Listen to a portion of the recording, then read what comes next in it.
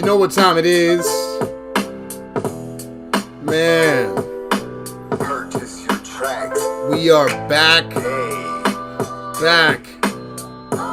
We are back again, y'all. I want to welcome everybody here today. I am your host, Charles Becco, and I got this beautiful young thing over here. Her name is Sabrina. Man. Another beautiful day, Woo! Sabrina, please introduce yourself to the crowd. It's Friday. Y'all know it's my favorite day of the week. It's Friday. What's up, everybody? Welcome to the room. Day Trading Degens. We're talking about ETFs today. My name is Sabrina Persaud. I work for Merrill Lynch. I've been in the investment banking arena for the past 10 plus years. I trade equities, crypto, and I buy and sell real estate. For those of you that don't follow me on Instagram, if you follow me on Insta, I post interesting tidbits every day on both stocks that you might like to look into, and market information. Welcome to the room. Over to you, Charles. All right. So today we're going to be talking about our favorite ETFs for 2022. Okay, and so Sabrina, while I get the stream set up, why don't you tell me about some of your favorite ETFs while I take care of some of the stuff on the background here. So I'm pretty sure everyone wants to hear about ARK, so let's talk about ARK ETFs. So a lot of that, so ARK as a whole, Kathy would invest in disruptive technologies similar to what I usually invest in or what I'm holding long term. So those ARK ETFs have been taking care of some of the stuff on the background. Quite a beating over the past month or so. They've definitely come down from their highs from last year and in 2020. I do like those ETFs for the long term. If you're looking for a safer haven to invest in disruptive technology, the ARK innovation ones are definitely a good space. I posted a bunch of Vanguard ETFs at the beginning of the year on my Instagram. Let me pull that up real quick so I can read that off to you guys. Just a little bit about ETFs. For those of you who don't know what ETFs are, ETFs are a fund disruptive technology. The ARK has a bunch of underlying stocks that are actively managed by a fund manager. So you do pay a premium if you hold an ETF, because the whole purpose of the ETF is to maintain a stable price and make sure that it goes up. And that's why you'll see a lot of trading activity in a lot of ETFs, buying and selling often.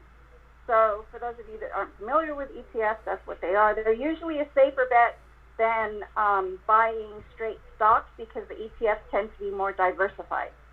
Where is that? I can't even find that post now.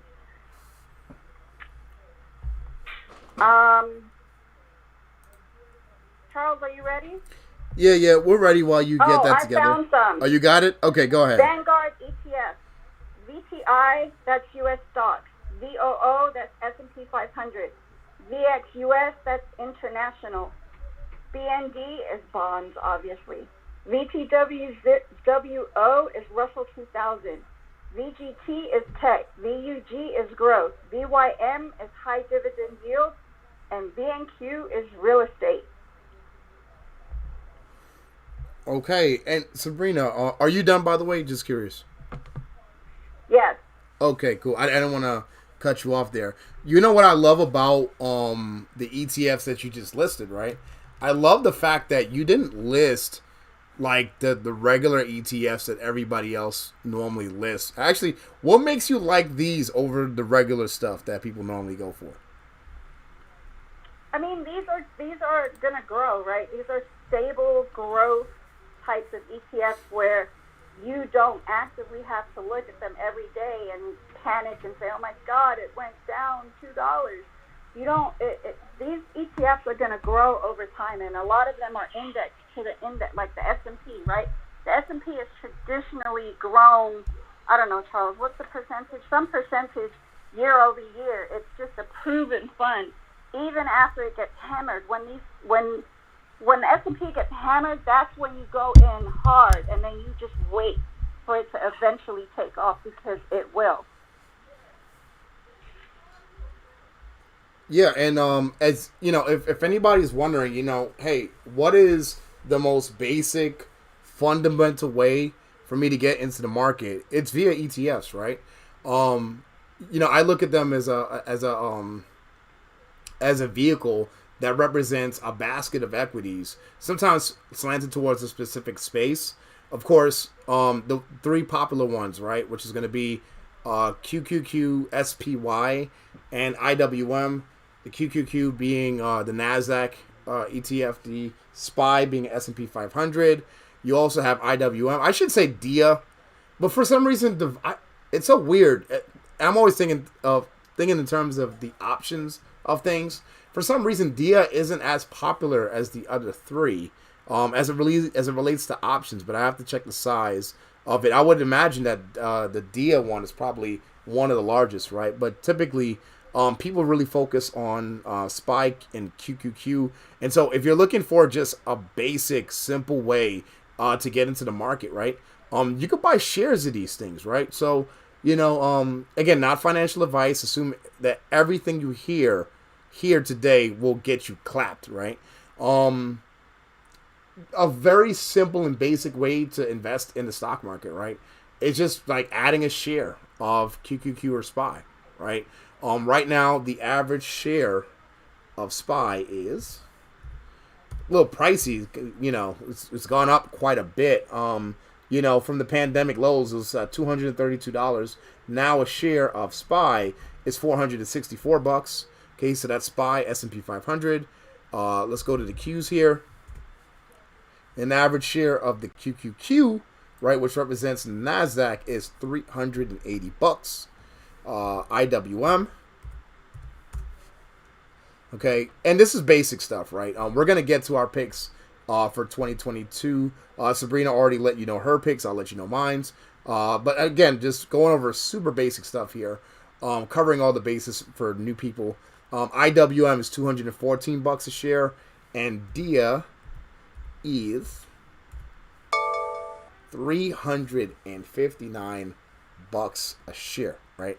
And so now let's get into the nitty gritty of some of the ETFs that we like, right? And so I like the sector ETFs, right? And so one of the very first ones we're going to take a look at here is going to be XLV, healthcare ETF. I like it. Again, everyone is looking at COVID as being something that we are going to be, it's going to be here for a while, right? It's sad, but it doesn't seem like we're gonna really be out of the pandemic anytime soon. And so with that, I do like the healthcare ETF here, XLV. You can check out, just Google the constituents. We don't have time to get into all the constituents. I do kind of want this to be more of a rapid fire show. I did get a request for a few tickers on the back end. And so just like Wednesday, right, we're going to open the floor up for only 5 tickers. And unfortunately, we got 3 already. Okay, we got 3 tickers. We got space for 2 more. Sabrina, as a matter of fact, before we get to the rest of that, I already got 2 more. It's a wrap. Damn. It's like somebody went. These guys, I think these guys know that we're not taking unlimited tickers anymore. So as soon as they start hitting me up immediately. Yeah. And team, you know what it is. Change is something that just happens. As we do the show, we get feedback and everything like that. We're realizing that in terms of the engagement, people actually like a shorter show, just easier to digest. They want the information. They don't want us to kind of drawl on. And y'all know I can sit up here and preach all night, right? But I get tired too, okay? I gotta save some time for myself as well and my family. So that's that, right? So let me just go over what we got, okay? We got Nvidia, Goldman Sachs, Roku. Hold on. Let me see. Okay, we got Nvidia. Okay, so we got Nvidia twice, right? So, 2 more. But before we get to that, Sabrina, can you give us a reset before we get to the other half of the show? Yeah, welcome to the Day Trading Degens room, one of the biggest rooms in Clubhouse. Tonight we're talking about the best ETFs for you in 2022, as well as breaking down 5 tickers. So there's 2 remaining. Whoever hits me up and gives me the last 2, those are the 2 that we're going to talk about. We're here every Monday, Wednesday, and Friday. Charles does the YouTube. The link is above our heads. If you want to see the charts and the technicals and how he's breaking down your tickers, and even if it's not your tickers, guys, it's just really good to watch someone who is a chart master, right? We call him Chart Master Charles. It's always informative and educational to watch somebody who really knows how to read the charts, and that's how you learn. That's how you learn to read the charts on your own. So 2 more tickers. Follow your mods. Follow us on YouTube. Follow us on Instagram. Like I said, Charles posts stuff to his stories every day. I post stuff to my I have several Instagrams, but I post stuff to Breed the Trader every single day for those of you that follow me. Over to you, Charles. Amen. And so, just for time, I see D Jamal here. D Jamal, did you have a ticker that you want us to take a look at? Yep. Hi. I like XLK. XLK. Okay. And why do you think XLK will be good for? Because it gives me exposure to the to the big tech. It's 20% Apple and another 20% Microsoft. Okay. All right. So D Jamal, you like XLK, and so Hey Jay, your mic is hot. Could you mute it, please? Yep. He may not be aware. Here, I'll just mute you there, Jay. I did it for him. Okay, cool. All right, so D Jamal likes let me get back. I see the YouTube page. We went on intermission here, so sorry about that. All right, so D Jamal likes XLK, which is going to be representative of all the high flying growth stocks, right? And so, you take a look at XLK, kind of taking it on the chin here just a little bit, with the rising interest rates, this concern with valuation, the people kind of tend to go towards some more of the value names, when you have the interest rates increase. And so, D Jamal, I see you. I feel you. I hope XLK works out for you. Jay, are you available? If not, we're going to move on with the rest of the show. Jay, are you available? Going once, going twice. All right, we'll get back to Jay right there. Okay, so I'm going to go to the other picks again. I did invite the audience to the stage in case they wanted to come up and, let everybody know what their picks are. Our personal picks, again, is going to be XLV, right, for healthcare. Okay. My next pick. If you want my list, it's on my Instagram page, guys. There we go. We got XLI, the industrial sector. Okay. Oh, whoa. That's not XLI. So we just want XLI. There we go. And XLI, you see, it's trading in a nice little range here. And I'm looking for a high break above 107 on XLI for industrials. Okay. So XLV, XLI, also XLF for the banks, right? Again, we're positioning ourselves to be a little bit defensive. We like names that have that are gonna do good and better in a high interest rate environment, right? And so that's how we're angling these picks here. So we have XLF for the banks, and the next one, which is not going to be a surprise, is going to be XLE for energy, which just made a fresh high today while the market was getting collapsed, right? I like GUSH. Oh, okay. So, Sabrina, you jumped the gun a little bit, but hey, let's talk about it. All right. So now, well, actually, Sabrina, tell the folks that, we're talking about the vanilla ETFs, right?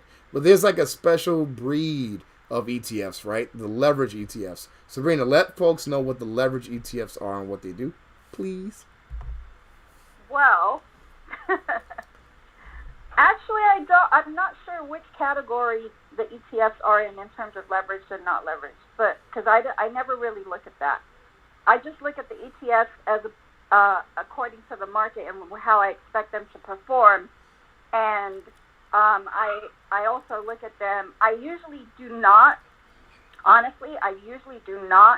buy ETFs. I usually buy the underlying stocks and hold the stocks. But in times like this, it's a good idea to actually hold ETFs because the climate is so, I don't want to say volatile, but it's all over the place, right? And we know the interest rates are rising, and you need to be a little more cautious as to where you're putting your money if you're not holding cash, right? And ETFs are more like mutual funds for those of you that are trying to conceptualize what we're talking about. Okay, pretty cool. So, and thank you for that. So I do want to highlight as well, right? Again, I didn't want to get too technical with the charts. You know, I didn't want to bore you guys to death with that. But with XLE here, if you look at the weekly time frame, Sabrina, we're about to get a golden cross, right? We're about to have the 50, right, cross the 200 simple moving average on the weekly time frame on XLE. That happens, and that's going to signal a big, gigantic buying opportunity here on XLE, right? So I'll explain what the leverage ETF. So GUSH, GUSH, is a leverage ETF angled bullish towards oil and gas oil producers, oil, gas explorers, and gas production in general, right? So that's GUSH. It's 2 times leverage, right? And so I don't know which one it follows, if it's light crude or British Brent or whatever. I don't know which one it follows, right? I do know that it's going to be leverage, right? That whatever oil is doing, right? So that's going to be what, /CL. There's going to be light crude here. What GUSH is going to do, this should be leveraged 2 times. Now, I do know that sometimes it's not exact.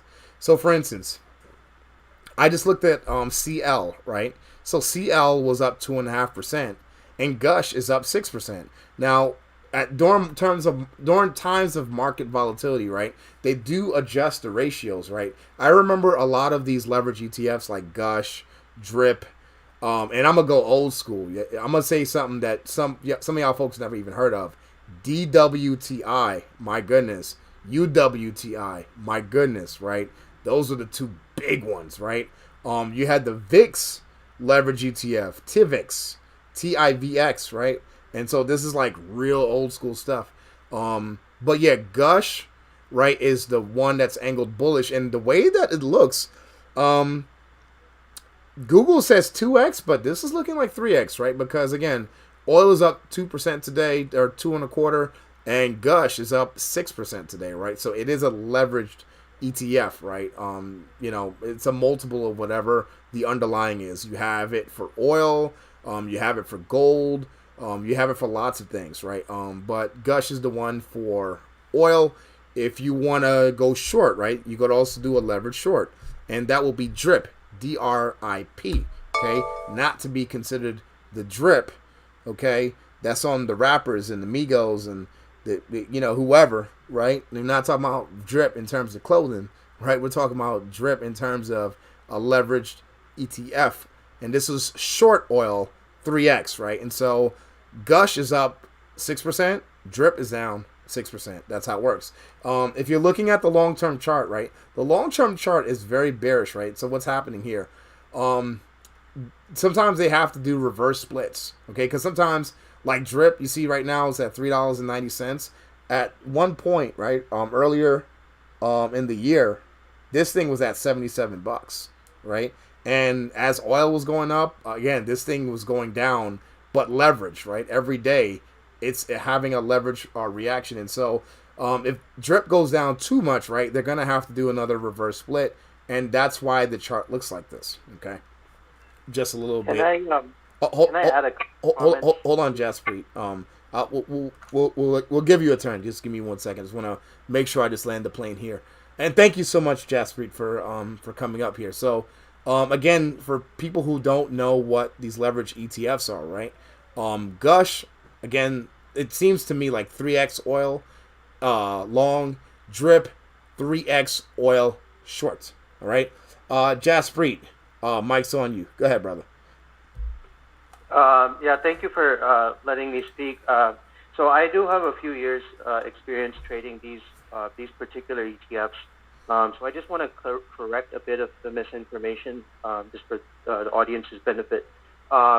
So these aren't 3x ETFs. GUSH and DRIP they are 2x as is listed, and they are not correlated to directly correlated to the price of crude oil. So they're not correlated to WTI or Brent.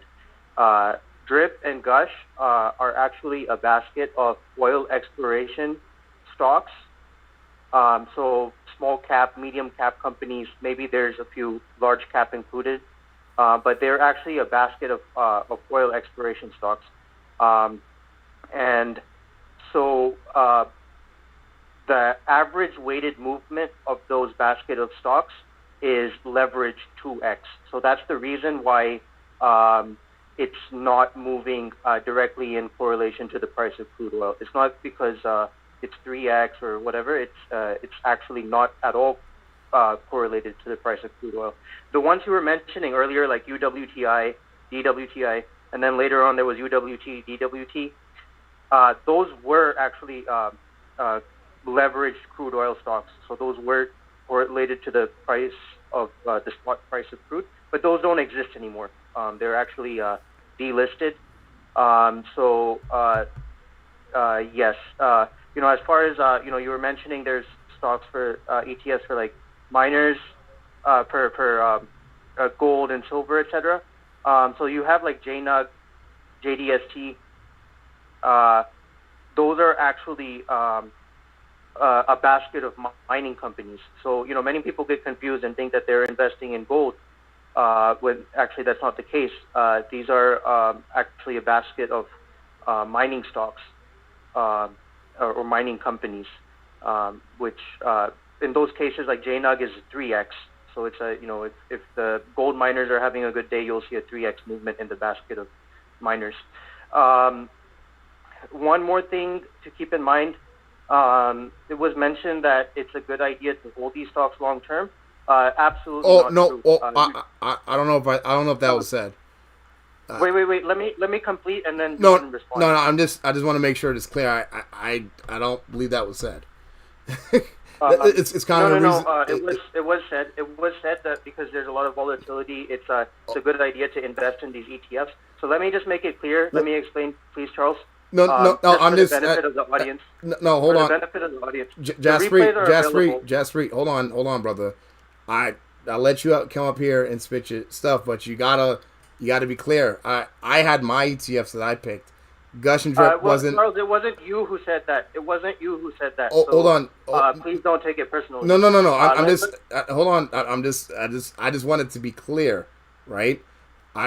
Me personally was speaking about my ETFs, and so I was explaining the leverage ETFs. I just wanted to be clear. As long as we're clear with that. Okay. No, go ahead. Go ahead, brother. So I will go ahead and I will complete. Thank you for whatever you just said. But so one more thing. You were talking about how if you look at the long-term charts, the value of the ETF has gone down so drastically. That's and you correct. were saying it's attributed to splits and reverse splits. Yep. That's please let me complete because I do actually know what I'm talking about here. So that's actually not true. That's actually incorrect.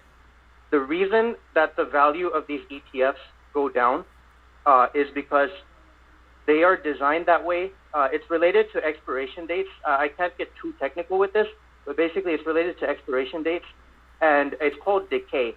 So you can Google this. Almost all commodity ETFs actually have inbuilt decay.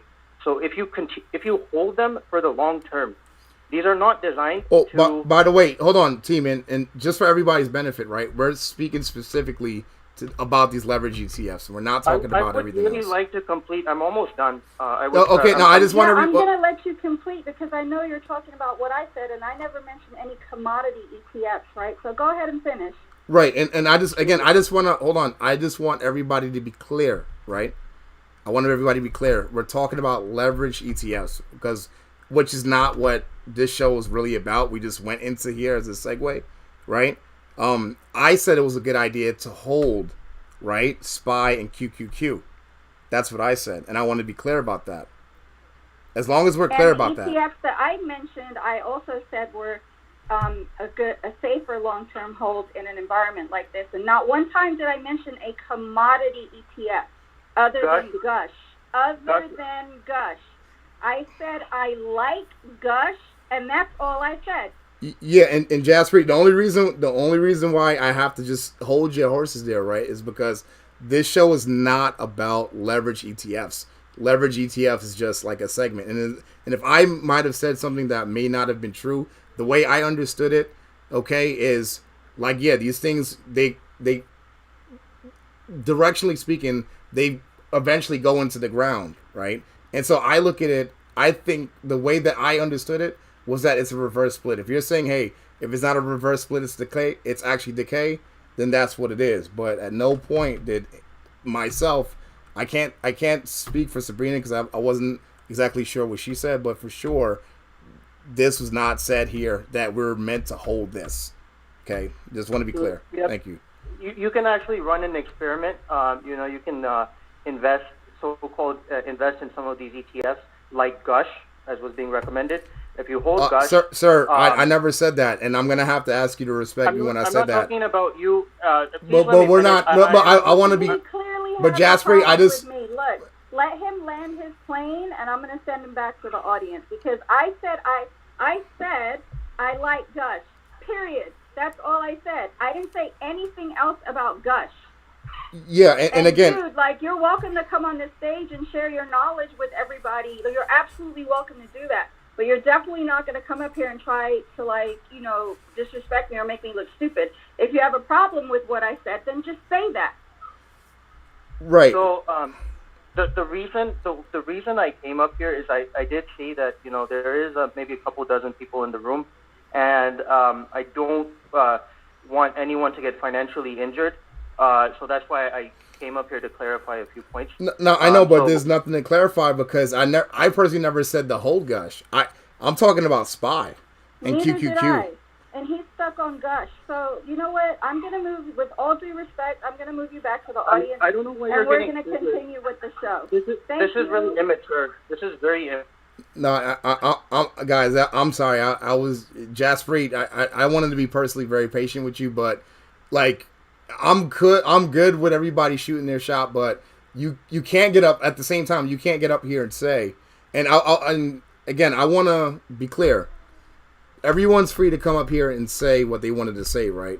The disagreement here is he's trying to say we're recommending holding leverage ETFs long term. No, that was never said, right? I was personally explaining what a leverage ETF was in terms of what it does, right? So I mentioned DWTI, I mentioned TIVX, I mentioned DRIP and GUSH. Now, my mistake, I don't play personally. Charles Becco does not play with leverage ETFs, right? So I know that DWTI was delisted, and so in my mind, I thought GUSH was the one that it was replaced with. So it is what he did say was true.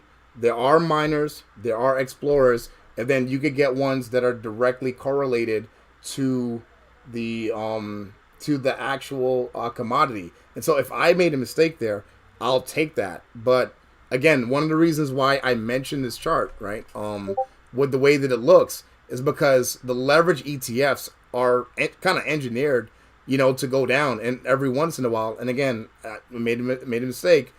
I said, hey. I thought they did a reverse split to get them higher. Because to me, if you look at what reverse split stocks look like on a chart, they look just like this, right? If the actual factual what happens is this is just decay, okay, it's decay. I personally made a mistake, but at no point whatsoever, and I have to disagree with you right there, my man, that did I ever recommend anyone buy Gush or Drip. And we could go back. My picks, again, let's go back to my picks, right? I said, if you guys want to, if you want to get into the market and you want to be long term, and if it's just your first time, you have no idea how to invest, a good place, buy a share of SPY, buy a share of QQQ. This is what was said. Okay, SPY. And again, go ahead, right? Sabrina. Go ahead. Just to be clear, we are not financial advisors. For those of you that have been in this room for a long time, Jaspreet is new, but most of you have been in this room since we had it kicked off in 2020, when there were thousands of people in this room and thousands of people making money based off of the plays when we had the popcorn room, when there was more of us on stage as mods.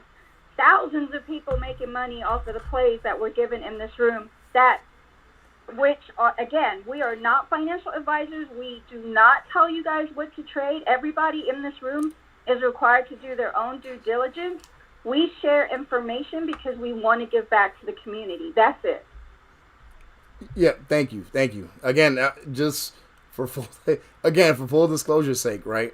Again, specifically, QQQ, SPY, right? I said as ideas for this year, here's some things you could take a look at, right? Based on the current market environment, right? High or speculatively high interest rate market environment, right? What are we looking at? We're looking at XLI, right? Tracking industrials. We're looking at XLE, tracking oil, right? Or energy, I should say, rather. Excuse me. We are looking at XLV, healthcare, right? These were the ones that we were kind of talking about. Like mentioning Gush, yeah, sure.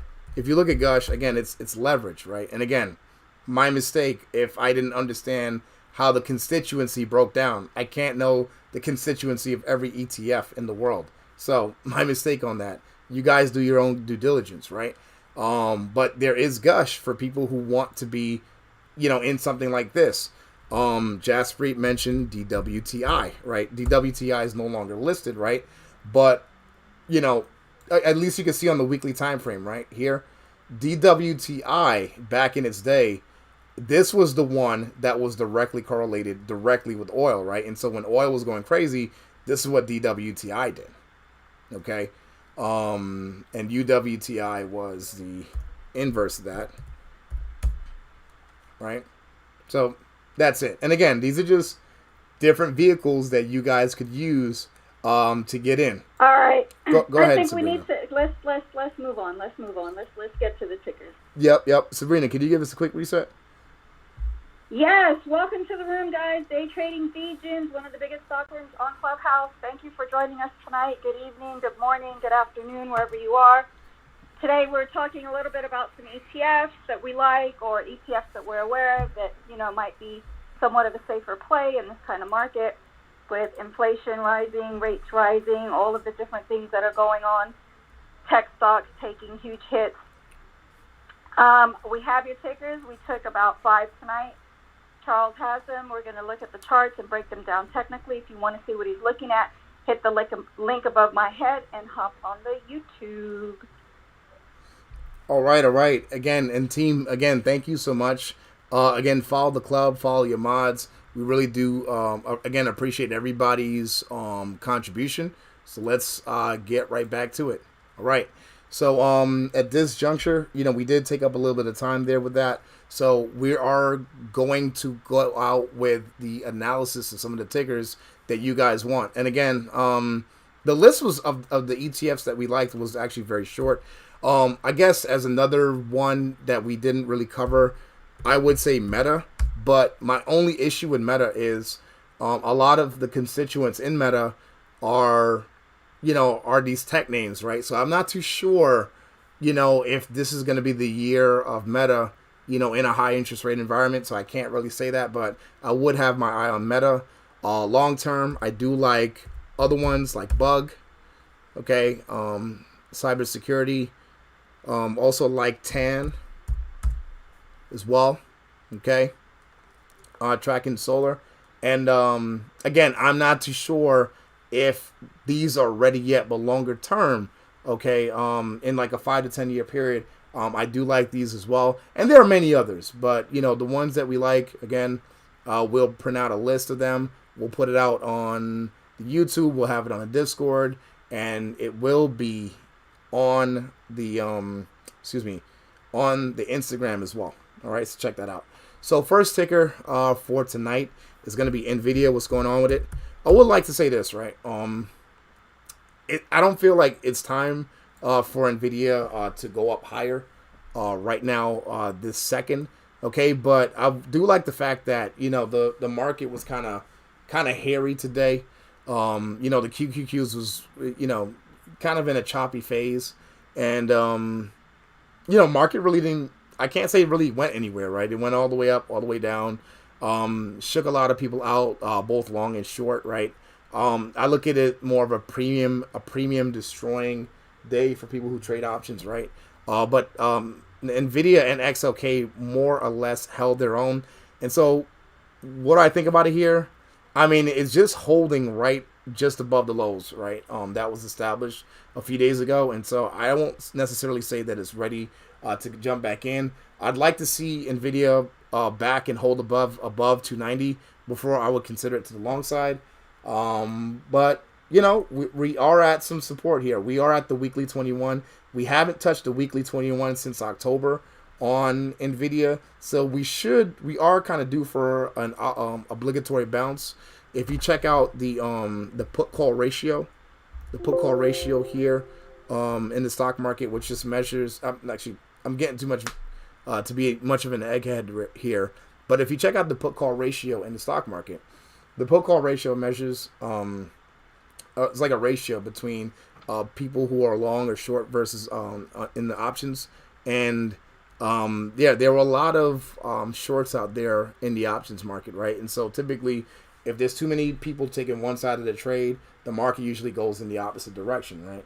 Because if everybody's a seller, you know, that's not going to be good. Just like if everybody's a buyer, that's not going to be good either. Okay, you need to have some kind of balance. And so, you know, we are kind of due for an oversold bounce or some kind of retracement play. And so I would expect that here on Nvidia. Next up on this list is NOBL. Actually, this is the first time I'm seeing NOBL. Not really sure. Yeah, that comes from Jonathan, Brooklyn Traders. Man, I've never seen this one. I don't know. Looks similar to. It's just not ready. I mean, I do like the fact that it's printed out an inverted hammer here at a support level, and yeah, this needs some time. Be concerned with this MACD cross in the daily time frame here on NOBL, NOBL. I'm not too sure if you were looking at it long or short. If you're looking at it from the long side, I would not say that NOBL is ready. Okay, so I wouldn't say that it's a short or long. Just you know, watch out here again with the MACD cross here to the downside on the daily time frame. That looks like it's just getting started. So if it does pull back, look to see if 96 will hold on NOBL. Next up on this list is BBY.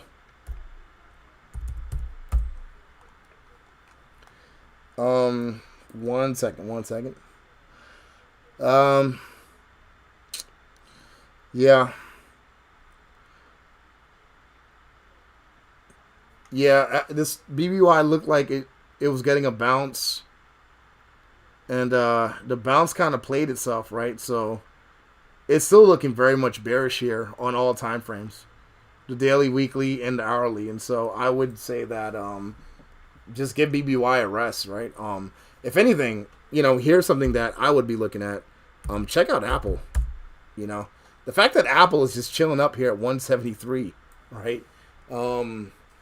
Again, even price target, 210 price target. Yeah, and you know, I haven't been in Apple. Full disclosure, I'm not holding anything of it, but yeah, I mean, the fact that it's still up here at these valuations, right? Like, it's not dying, right? I think the fact that Apple is not dying is the most impressive thing about it, right? And so, I mean, just in general, when I think of like a bad looking chart, right? Like Best Buy here, right?